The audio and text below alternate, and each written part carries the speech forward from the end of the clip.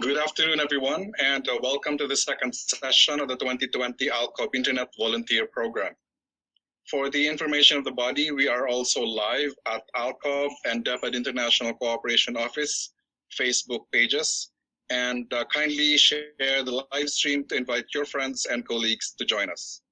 So just a brief background. Yesterday, we had witnessed the sharing of the best practices for the inclusive education at the primary level. School heads and teachers from the Philippines, Indonesia, Malaysia, and Korea imparted to us how they innovate and find solutions to face the challenges in education brought about by the current pandemic. There was also a very fruitful discussion as the speakers answered questions from participants. And for those of you who were not able to be with us yesterday, you can still watch the webinar at ALCOB and DepEd ICO official Facebook pages, and the video would still be available upon demand. Initiatives of our very creative teachers, such as you. Now we will proceed with the second part of our sharing, and I'd like to introduce to you our second speaker, and she is from the land of smiles in Thailand. And she's currently the Assistant Director of Demonstration School of Suwan Sunanda Rahabat University in Bangkok, Thailand. Ms. Nwal Marakot Taweethong is the Assistant of the Director of the Student Affairs at the Demonstration School of Suwan Sunanda Rahabat University in Bangkok, Thailand. She has been teaching in the English program as a history and English teacher for almost 10 years, with great experience in both teaching and managing classes. Not only teaching, but she is also an education researcher, and her area of interest is about e-learning and online course management. She will be sharing with us the experiences and best practice from her country in response to the challenges in the educational sector. Ladies and gentlemen, please welcome Ms. Taweethong. Good afternoon. Good afternoon. Thank you so much.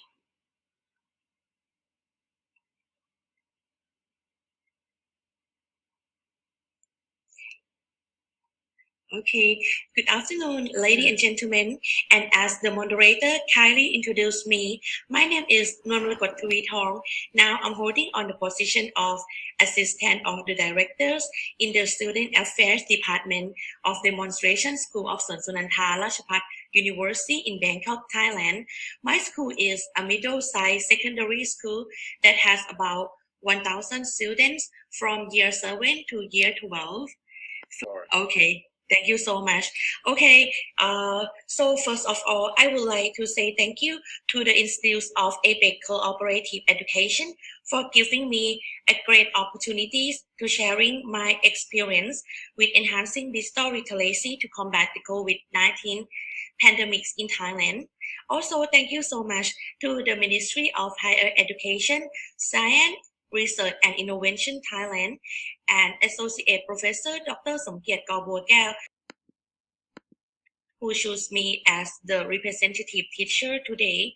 First of all, before I tell you about my experience during the COVID-19 pandemics, I would like to show you our concept to manage education. Since we know about the pandemics, the main concept from our government is school can't stop, but learning can't stop. So after that, the government gave us the country policies.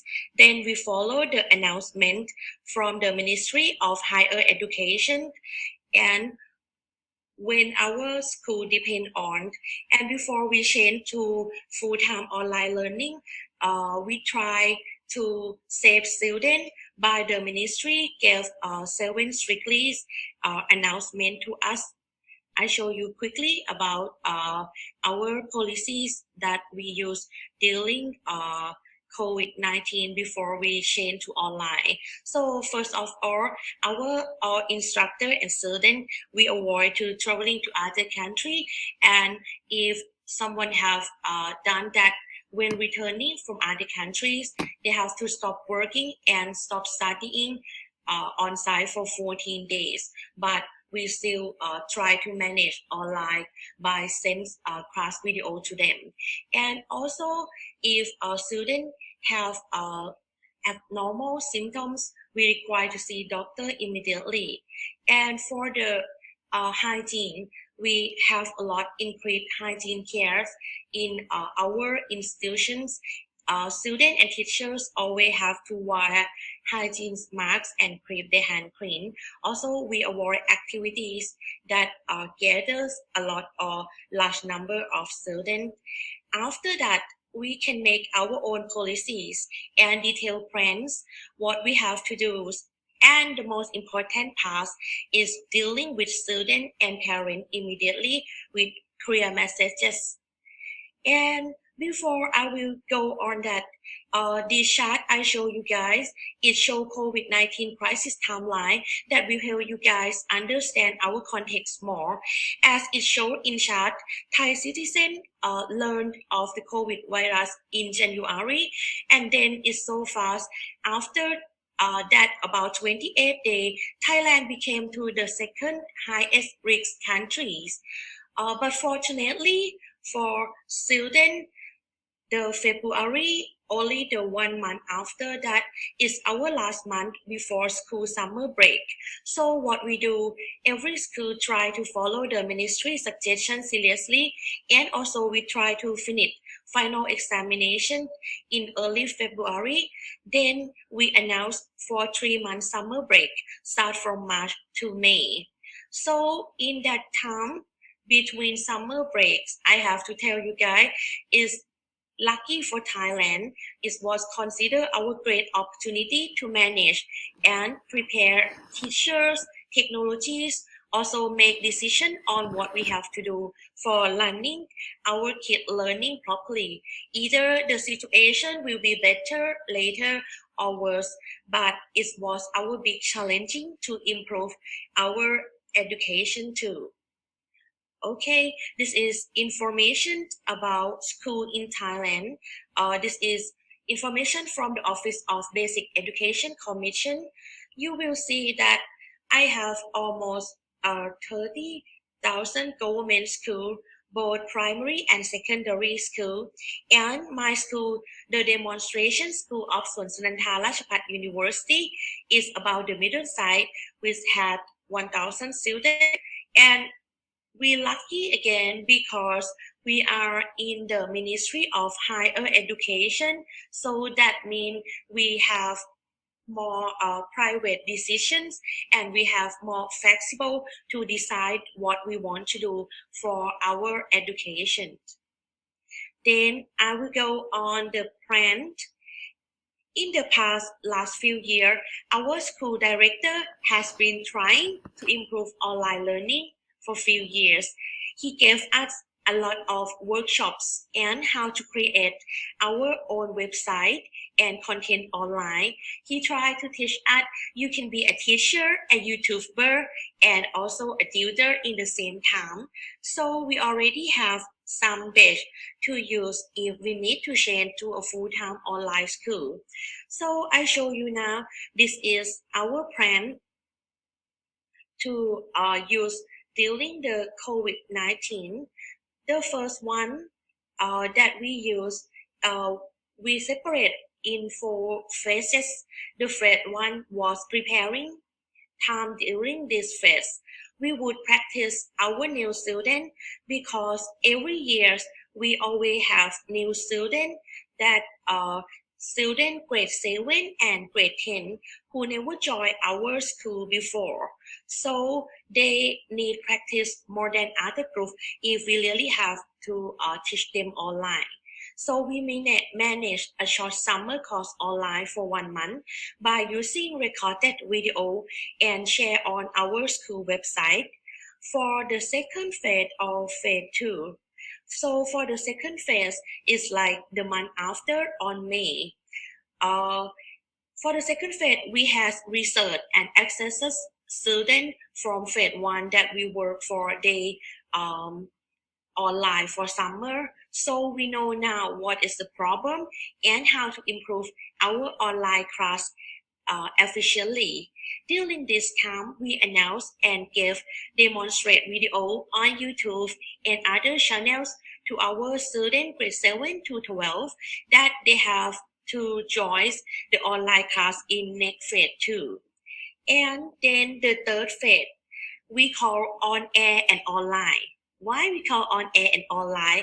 Because we not only use recorded video anymore, since it wasn't good for active learning and students couldn't interact with teacher, so we manage more live meeting with teachers on Zoom and class exercise on Google Classroom too. And the last phase, uh, as you see, I call blending learning online and on-site because the last phase we were preparing to come back to school, but we still have to assess the situation and make sure students won't infect the virus if we open school full time. So we open on-site school with students each level will come to school only 3 days per week, and the others 2 days they study online at home. Okay, now I would like to share. Here we are. Now I would like to share about the details on each phase we did. The most important, of course, is what the first phase that we devise for important factors to consider and prepare for. The first one, we preparing teachers that I will tell you guys on detail. And then the second one, we prepare online contents. Then we prepare technologies and handbook.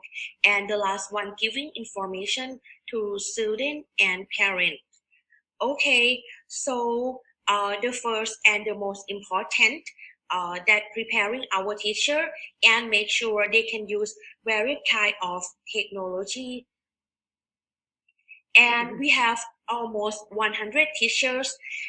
Luckily, about 70% already had experience about making contents online and have their own YouTube and website.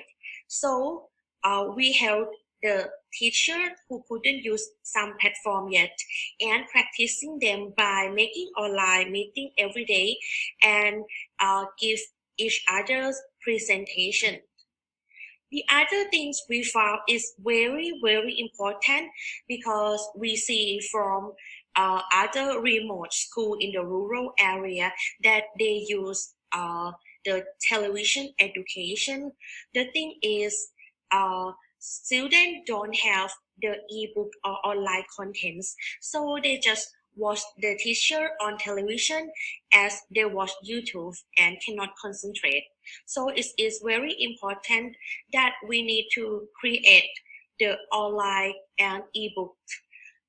If we give students listen through recorded video, as I mentioned, and let them learn by themselves, it won't effective for our students.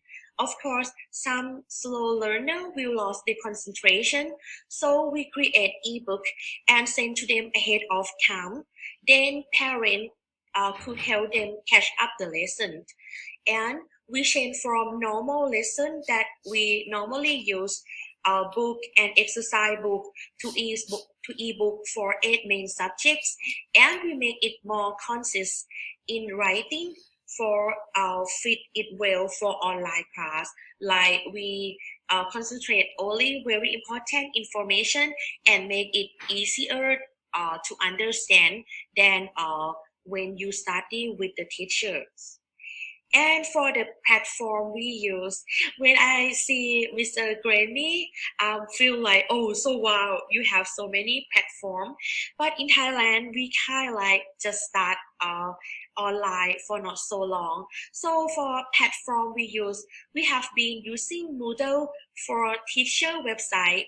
So we improve that by linking our teacher website to school website and created login that students can follow their own schedule by clicking on school website.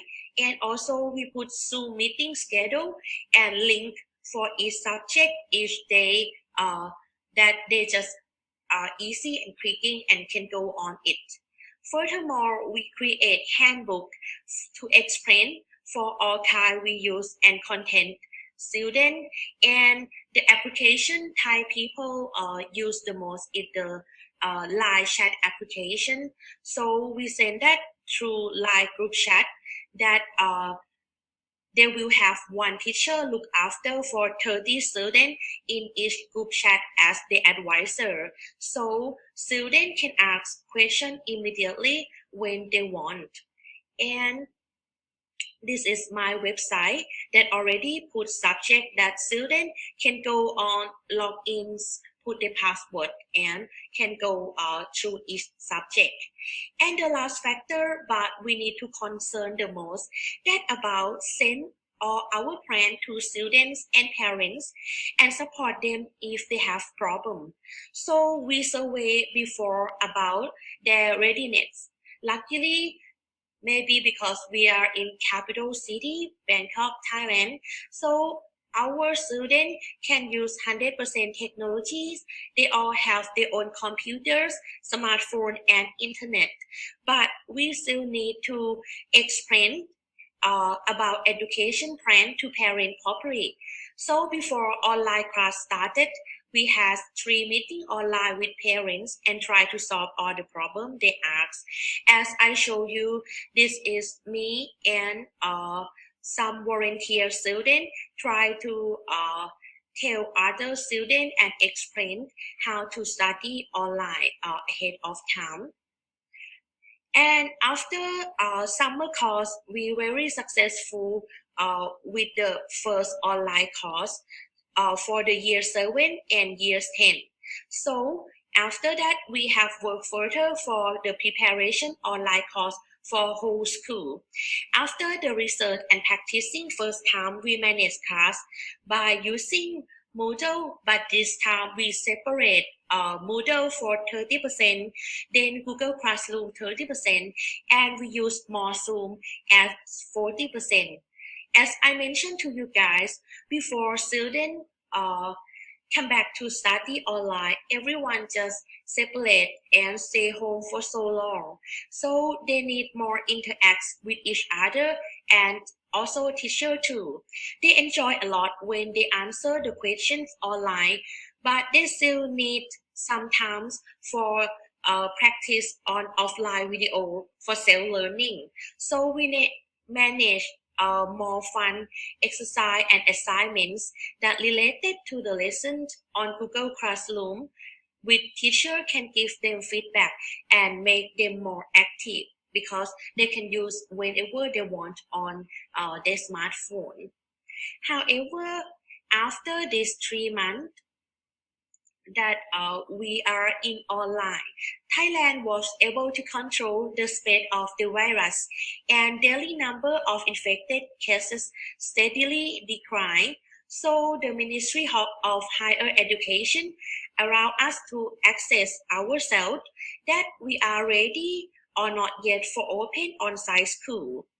So since we postponed school for 1 more month than normal, and we already use online learning and practice students, we finally decide to open blended learning by using on-site half students from grade 7 to 9. They come to school on Monday, Wednesday, Friday, and the others today they study home, and grade 10 to 12 they come on Tuesday, Thursday, and Saturday, and we switch for the next month, and we limit only 20 students per one classroom too. For online subject, teacher has to do both video that students can log in and study by themselves whenever they want, and also teacher have to set up online meeting depend on schedule for making our interactive classes. As I told you, because my student has been practicing for 1 month for whole school and almost 2 months for the new student on the online class, so it's not the problem for them anymore. So we can use the full schedule. As you say, as you see now, this is the schedule for the grade 7, or in Thailand we call Mathayom 1. They come to school Monday, Wednesday, Friday, and they study home Tuesday and Thursday. But teacher come every day. Sometimes we teach on site, and other time on the schedule we teaching them online.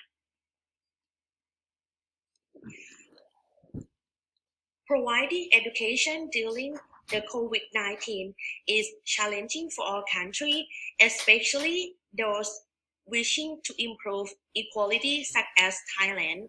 We have been preparing ourselves to bring our online learning platform solution to help tackle this problem. I think for the secondary student, it is very necessary to ensure more interaction between students and teachers. Hence, we will focus on two-way communication approach. Apart from video on teacher website that they can come to log in and self-learning, teachers are expected to be more active in providing support for learners via different online platforms. By doing so, teachers can respond to different needs of learners, provide them with feedback, and generate an exchange of ideas.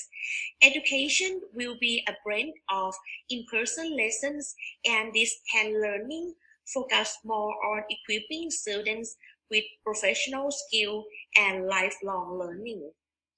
I think school will need to make new arrangements on facilities and education to accommodate social distancing, such as installing partitions between student tables, introduce hybrid education, upgrading ICT skill of teachers and administrators to be able to utilize digital technologies as a learning tools, and development new learning media or material to replace or complement traditional education. Also, we should designing contents to support distance and interactive learning, as well as providing health education to teachers and administrators.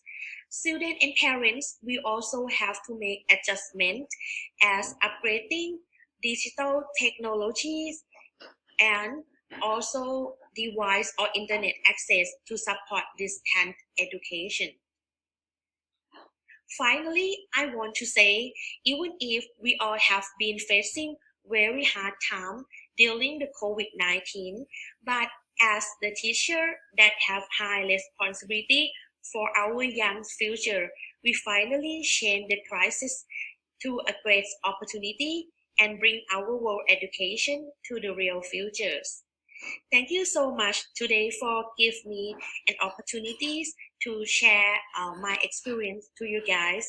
And I really hope some of experience from Thailand will useful for everyone. Thank you so much. ขอบคุณค่ะ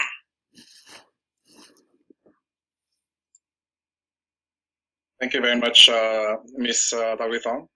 I am quite sure that the things that you have shared this afternoon, we will be definitely getting a lot of points for us to be able to implement as well in our respective fields.